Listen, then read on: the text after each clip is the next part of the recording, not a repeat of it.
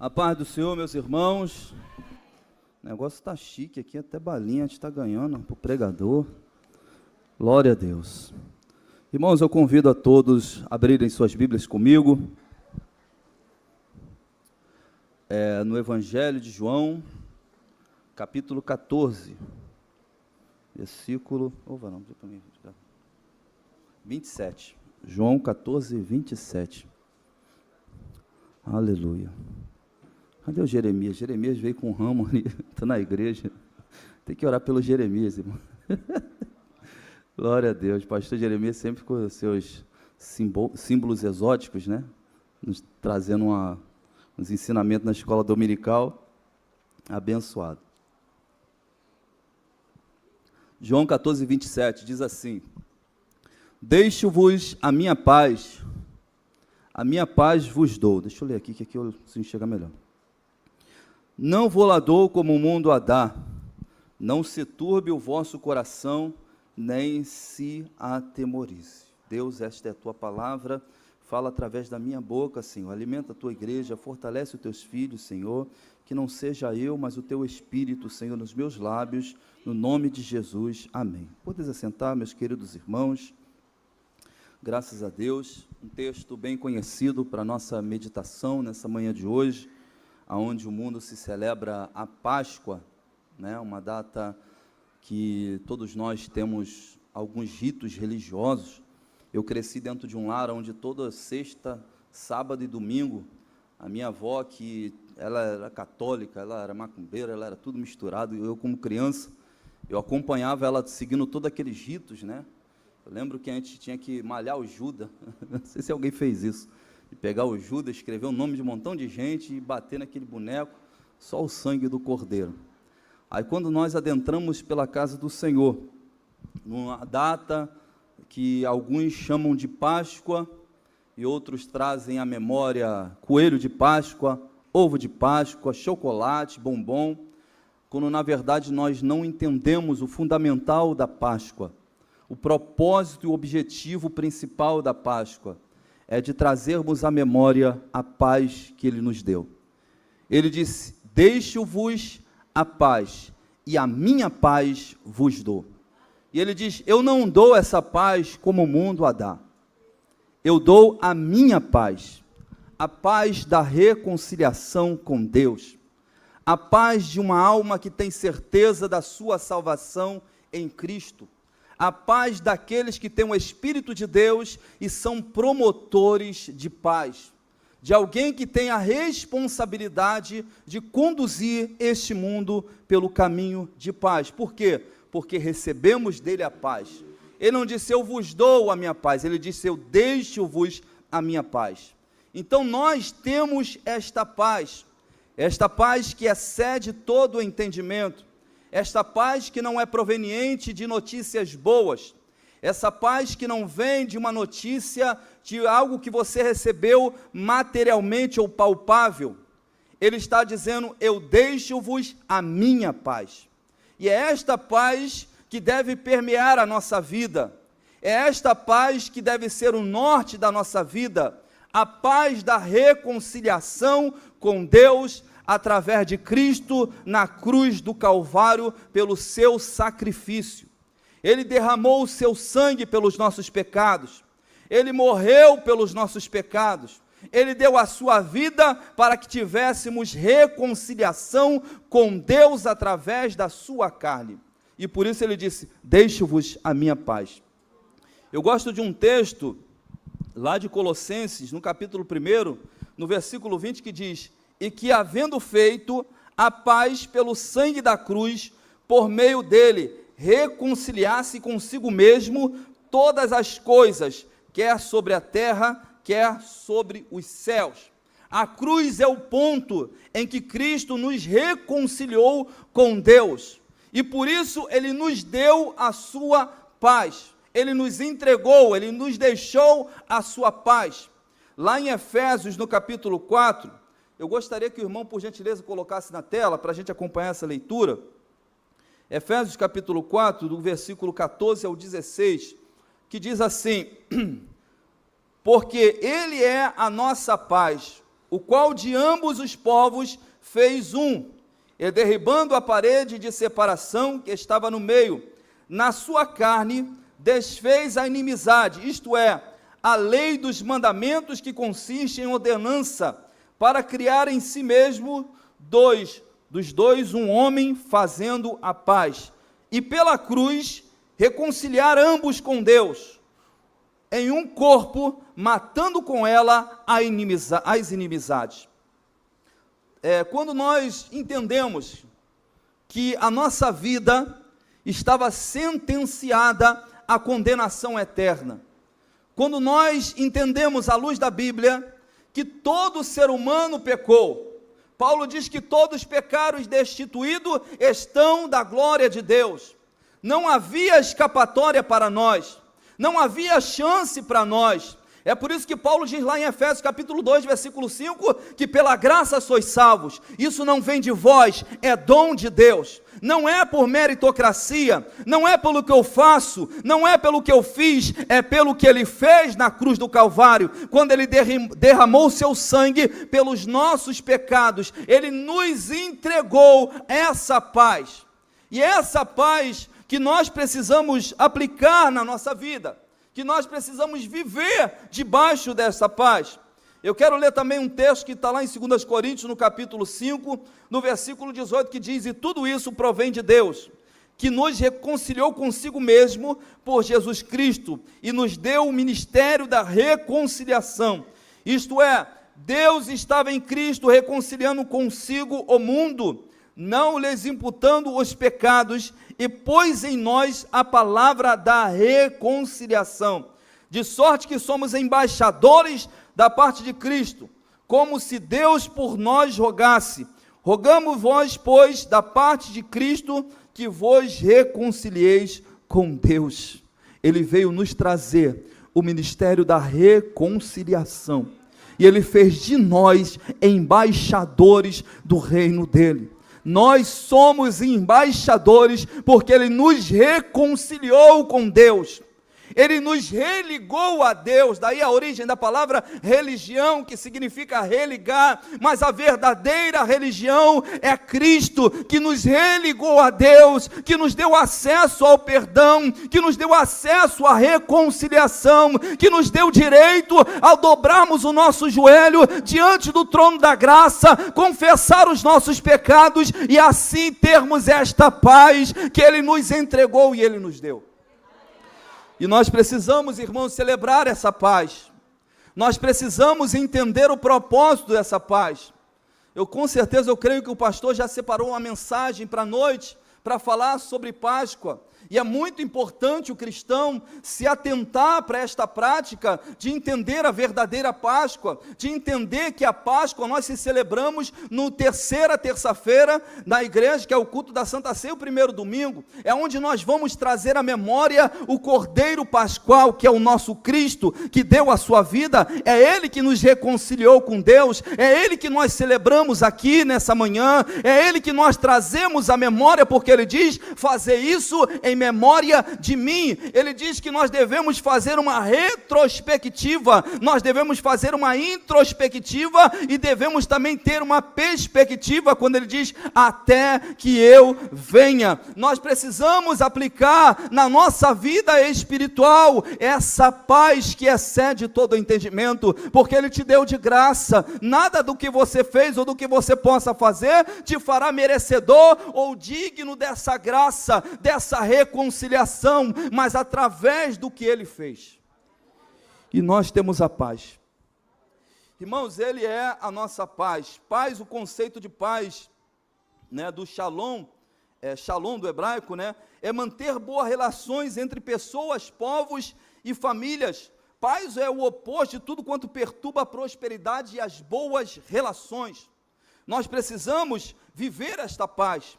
A ausência é o estado de tranquilidade nacional, ausência de devastação de guerra, paz entre indivíduos, harmonia, concórdia do cristianismo, o estado tranquilo de uma alma que tem certeza da sua salvação através de Cristo. Quando você é salvo, quando você tem convicção e certeza da sua salvação, então você tem paz. Então a paz que está dentro de você é a certeza da salvação que você tem em Cristo. E nós também, como cidadãos desta terra, como homens e mulheres que pertencemos ainda a esta terra, temos deveres e obrigações a cumprir diante da sociedade, e como cidadãos desta terra, nós precisamos entender que a paz também, ela é um estado de tranquilidade nacional, ausência de devastação e destruição de guerra. Nós devemos promover a paz mediante a esta sociedade. Nós temos a responsabilidade de orarmos pela nossa sociedade. O salmista, no Salmo 122, verso 6, ele vai dizer: orai pela paz de Jerusalém. Ele estava dizendo que nós devemos orar pela paz da nossa pátria, pela paz do Rio de Janeiro, pela paz de Inhaúma, de Ramos, do Complexo do Alemão. Está em nós essa paz compartilhável a partir do momento que você ora e que você clama para que a sociedade viva em paz. Ausência e devastação de guerra. Lá em 2 Crônicas 7,14, ele disse: meu povo que se chama pelo meu nome, se humilhar e orar e me buscar, e se converter dos seus maus caminhos, então eu ouvirei dos céus, perdoarei os seus pecados e sararei a sua terra. Quando nós oramos, irmãos, a terra que está infértil, a terra que está enferma, doente, o poder da oração da igreja vai trazer vida àquela terra que está infértil, que está doente, que está enferma. Então nós temos essa incumbência de clamarmos por essa sociedade que está podre, essa sociedade que está morta. A igreja tem esta paz compartilhável quando nós clamamos, nós intercedemos, nós oramos por eles, eles estão sendo tocados através das nossas orações. Nós devemos orar. Paulo vai dizer lá em 1 Timóteo, no capítulo 2, no versículo 1 e 3, ele vai dizer: admoesto, pois, que antes de tudo se faça deprecações, orações, intercessões e ações de graça por todos os homens. Ele está dizendo que você tem que orar pelas autoridades constituídas, que é a responsabilidade do crente de orar pelo presidente da república, de orar pelos senadores, pelos governadores, pelos prefeitos e vereadores, independente do que eles estejam fazendo lá. A tua obrigação é orar pelas autoridades constituídas, orar pelo pastor da igreja, orar pelos obreiros, pela sua liderança, porque quando você ora, você está sendo um promotor de paz, você está promovendo paz naquele ambiente. Ao invés de falarmos mal, ao invés de criticarmos os erros e falhas, ao invés de nos opores às lideranças e autoridades constituídas, nós devemos orar, interceder, clamar, pedir a Deus misericórdia, interceder pela nossa liderança, para que a nossa liderança tenha a condução de Deus, a orientação de Deus, tenha atitudes e decisões do Espírito Santo, para que eles mesmos venham promover paz no meio do ambiente. A minha liderança está ali, eu tenho um papel: orar. Ah, mas eu não concordo, o pastor tomou essa decisão, o líder tomou decisão tal, já que eu não posso interferir, já que eu não tenho autoridade para interferir, eu vou orar. E orar, eu estou dizendo, não é só você orar, e não adianta orar e falar mal, não adianta orar e criticar, não adianta orar e mandar zap para A e para B para criticar a liderança. Eu tenho que orar, interceder e clamar e deixar Deus agir, porque se Deus constituiu alguém como líder, alguém como autoridade, é porque Ele é Deus, Ele é soberano, e nós devemos prestar reverência e autoridade a esta liderança constituída por Deus. Paulo vai dizer lá em Romanos, no capítulo 13, versículo 7, que devemos dar a todos o que é devido. A quem imposto, imposto, a quem tributo, tributo, e a quem honra, honra. Nós devemos honrar as autoridades constituídas, porque quando nós cumprimos o nosso papel como cidadão, como membro da igreja, como crente, como obreiro, não importa, você está sendo um promotor de paz. Porque às vezes a gente quer interferir, às vezes a gente quer criticar, às vezes a gente quer falar mal, e nada disso, irmão, vai mudar. A única forma de mudar é orando. A única forma de mudar é intercedendo, é clamando, é buscando, pedindo para Deus abençoar as nossas lideranças. Outro conceito de paz: paz entre indivíduos, harmonia, concórdia, manter boas relações entre pessoas e fazer cessar a guerra. Irmãos, isso que nós aprendemos com Cristo, que quando você tem a paz, que Ele deu a paz para você, ou melhor, Ele diz: eis que deixo-vos a minha paz. Ele deixou essa paz dentro de você, Você é um responsável de promover comunhão, irmãos, entre todos. Você é alguém que é responsável de estar em comunhão com o teu irmão, promotor de comunhão. Hebreus 12, 14 diz: segui a paz com todos e a santificação, sem a qual ninguém verá o Senhor. Seguir a paz com todos e a santificação. Você percebe que ele está dizendo: eu preciso manter boas relações com os meus irmãos, e eu preciso também ter uma vida de santificação, que é separado do pecado. Aí depois no versículo 15 ele diz: ninguém se prive da graça de Deus, porque brotando alguma raiz de amargura, ela vos perturbe, e por ela muitos sejam contaminados. Olha só, irmãos, quando a pessoa tem mágoa, tem ressentimento, está triste, está magoado, está ferido no seu coração, ele não consegue liberar o perdão e ele não tem paz. Isso acaba adoecendo ele. Isso já é provado cientificamente, que uma pessoa que guarda ódio, que guarda mágoa, que guarda ressentimento e fica nutrindo aquilo dentro do coração, ele acaba adoecendo e se tornando enfermo por causa disso. Mas ele está dizendo: segui a paz com todos e a santificação, sem a qual ninguém verá o Senhor. O salmista, no Salmo 119, verso 165, ele diz: grandes paz têm aqueles que amam a sua lei, pois para eles não há tropeço algum. Ele está dizendo que quando alguém ama a lei do Senhor, quando alguém ama a palavra do Senhor, ele tem paz dentro dele, ele tem paz dentro da sua alma, e ele não consegue ficar com aquela paz guardada dentro dele, ele quer compartilhar com alguém. Quando ele vê alguém lá fora precisando de uma palavra, alguém chorando, alguém triste, ele arruma algum jeito de dizer: olha, eu tenho uma paz aqui dentro de mim, eu não tenho ouro, eu não tenho prata, mas o que eu tenho eu quero compartilhar com você, eu quero compartilhar essa paz, eu quero compartilhar Jesus Cristo. Quem tem a paz, irmãos, não consegue ficar feliz quando você vê alguém triste. Quando você passa na rua, eu não sei se alguém já viu alguém chorando, e aquilo incomoda, porque você quer, de alguma forma, confortar aquela pessoa, porque você está tão incomodado com a tristeza daquela pessoa. De fato, se você tem esse sentimento dentro de você, entenda que é a presença do Espírito Santo, que é o Espírito de Deus dentro de você, te testificando que você só consegue ter uma paz plena quando você consegue compartilhar com outras pessoas. Que você, quando vê alguém que está triste, que não está feliz, e que você tem condições de fazer alguma coisa para poder melhorar a vida daquela pessoa, e você tem uma atitude de ajudar, de abençoar, de orar, de interceder, e você compartilha esta paz vai ser plena na sua vida.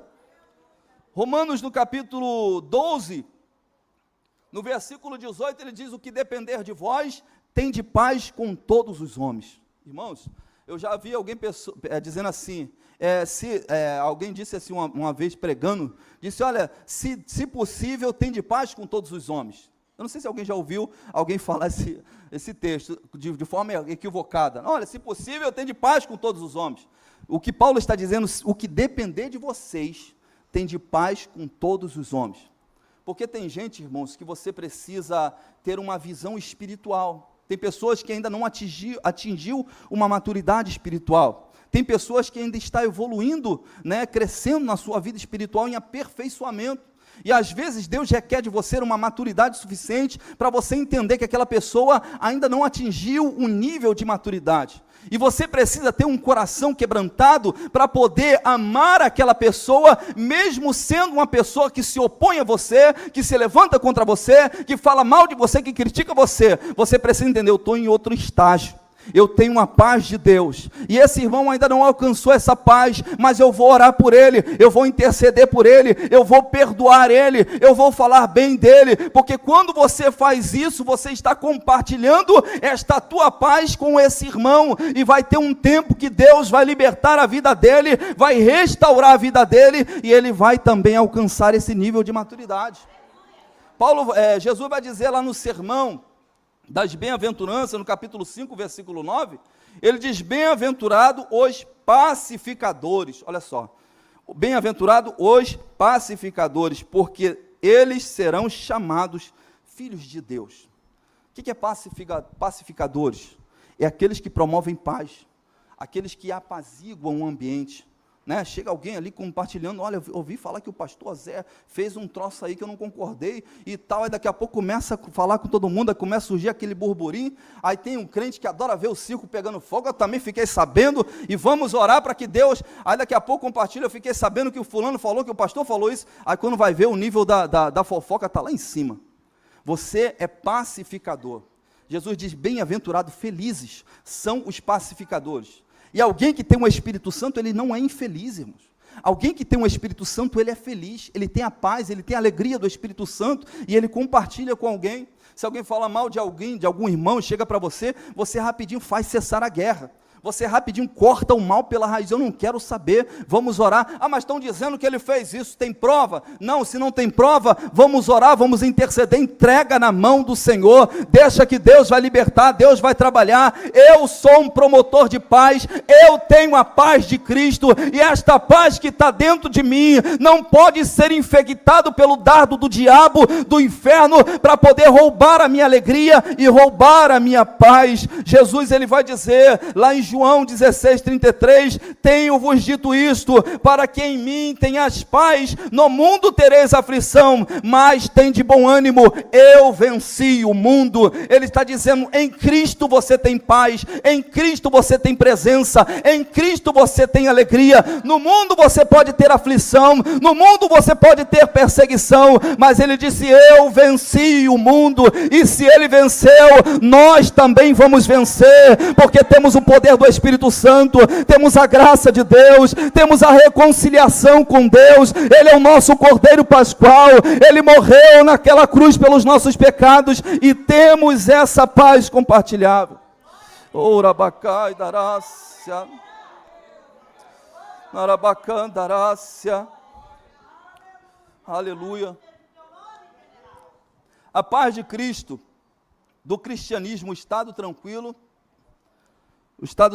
de uma alma que tem certeza da sua salvação através de Cristo, né? Estávamos falando ali na escola dominical sobre a verdadeira adoração, e a gente falando sobre alguém que é salvo, compartilhando, foi muito bom ali a aula da nossa classe, foi uma benção, que é a certeza de alguém que tem a sua salvação em Cristo.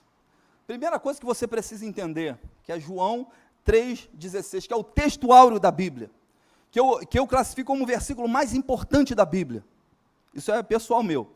Porque Deus amou o mundo, olha só, de tal maneira que deu o seu Filho unigênito, para que todo aquele que nele crê não pereça, mas tenha a vida eterna.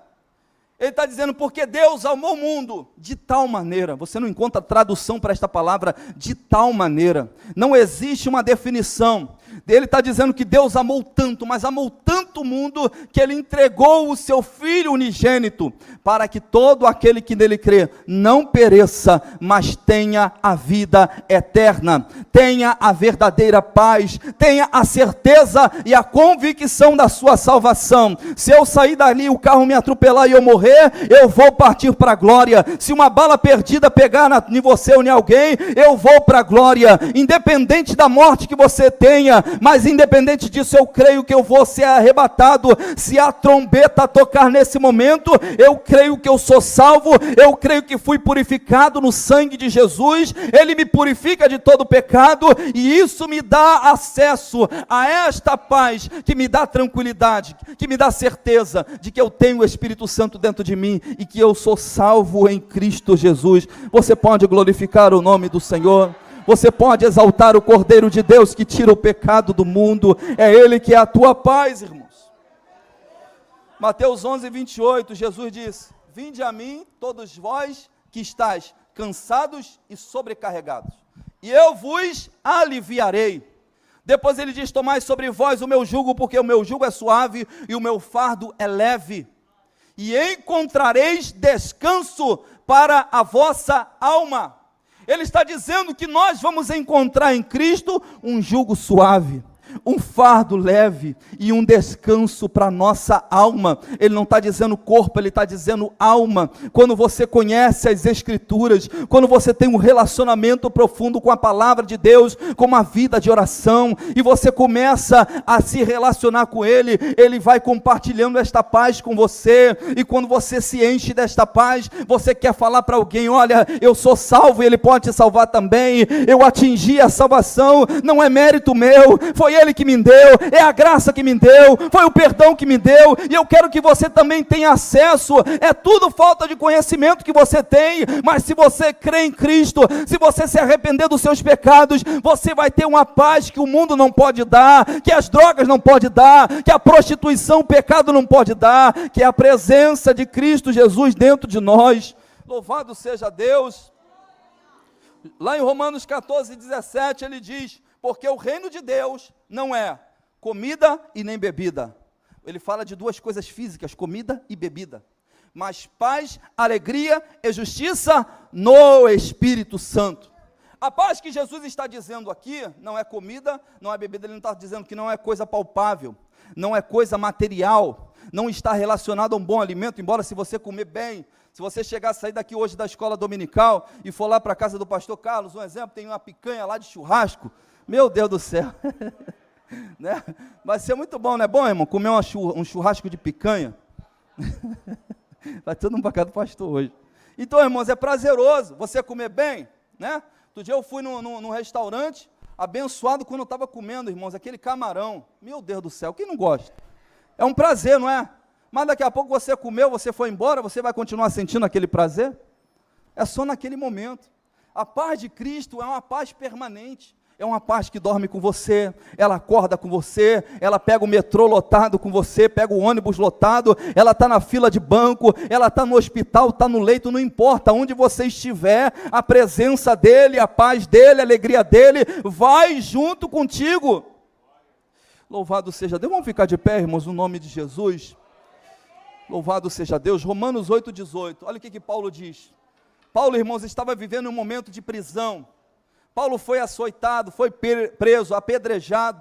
Paulo passou por tudo quanto é tipo de humilhação que você possa imaginar. Mas Paulo não perdia a sua alegria. Paulo não perdia a certeza da sua salvação. Paulo não perdia a paz de Deus que estava dentro dele, a paz da presença de Jesus.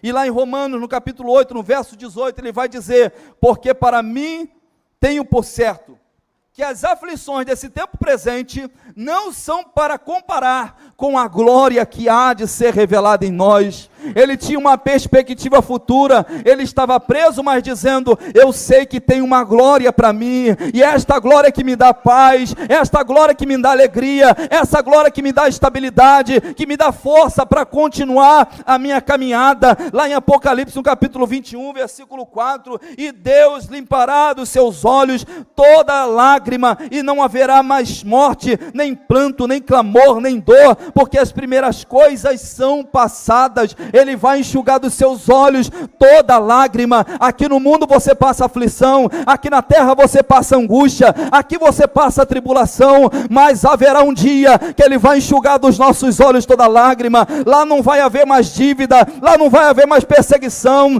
lá não vai haver enfermidade, lá vai haver glória, lá vamos estar para sempre com o Senhor. Fecha os teus olhos. E para a equipe de louvor já subir aqui, irmãos. Vamos clamar, irmãos. A gente precisa dessa paz. O mundo está tão perdido.